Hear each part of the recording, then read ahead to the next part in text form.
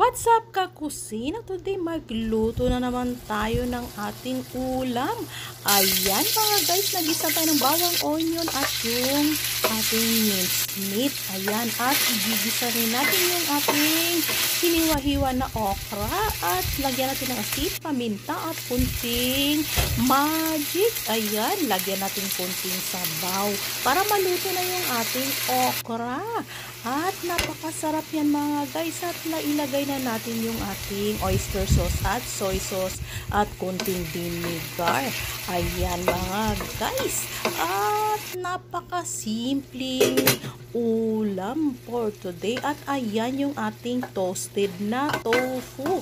Ihalo na natin mga guys, at napakasarap yan mga guys, malasa. At kung nagustuhan nyo ang ating video, please comment down, like and share para lagi kayong updated sa ating video. Thank you for watching.